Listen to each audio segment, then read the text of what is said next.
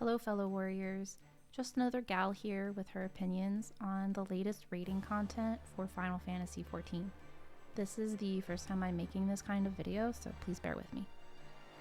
Overall, I think the Chaotic Alliance raid has potential. It has room to be a lot of fun and repeatable fun, but in its current form, not so much. I've kind of broken down my opinions in good, bad, ugly categories, so here we go. The good. Being able to purchase the non-tradable mount ASAP as soon as you get 99 Materia 1, that's really good, and it should be implemented into the extremes. Right now, sitting on 99 totems for a year is kind of ridiculous. Please stop time gating mount rewards. The gear being max item level, and in some cases BIS, is also really nice because it's changed up the routine, and that's fun. Albeit, this probably doesn't matter for warriors who don't raid or do high-end content. The bonus loot window is a really neat idea. Having a higher chance at rewards is always good. The issue is that one of the options for this bonus is literally nothing, and that's lame. Now for the bad. The fight design leaves wanting. It's not the worst fight ever, it's actually quite doable, but the recoverability is nearly non-existent in Phase 2, and maybe that's just because NA strats aren't how the devs intended it, but basically only having a way onto the tiles and not off without literally offing yourself, that's kind of bad design. Similarly, and yeah, other people might say this is a skill issue, but the Atomos poop teleport being behind you is not so great.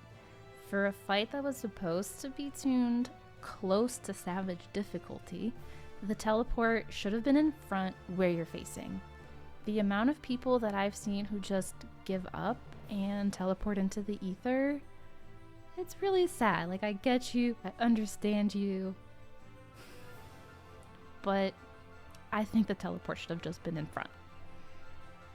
Now, before other people go, well, in Juno, you're thrown, behind you, and it works there. And I agree, it does work there. It also makes sense because of physics and whatnot. But for me, the reason why I'm not upset that Juno is behind versus the Atomos teleport is behind you too, is that in Juno, you're not surrounded by the void every couple yalms. So yeah, you can be punted off the arena, sure. But more likely, you're just going to land in the spikes and get a bleed, and then hopefully your healers can heal for you. So it's a bit easier, I guess. Or more manageable, perhaps, is a better word. And then the ugly. I have no other way to say this except the community is ugly. If a tower is missed, it's immediate negativity in chat. One wipe, disband. There are days where a party finder fills and instead of zoning in, it just disbands. Great. It's just a waste of time.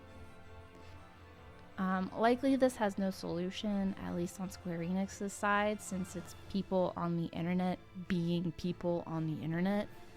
But really, this content is bringing the worst out of people in ways that I've not really experienced before in Party Finder, and I've been through Extreme, Savage, and Ultimate Party Finder. And the last thing that I have here is the PvP.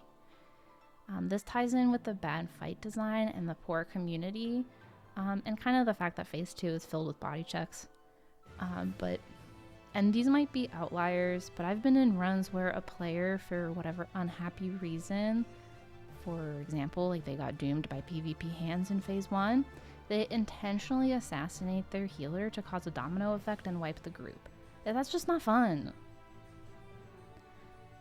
So yeah, I think Chaotic Alliance raids are neat in theory. Perhaps a better designed fight, properly tuned, will breathe life into raiding, but as it stands, this cloud of darkness will alienate more people from the raiding scene, and it'll breed more visible toxicity. Thank you for listening, and I hope to see you out there.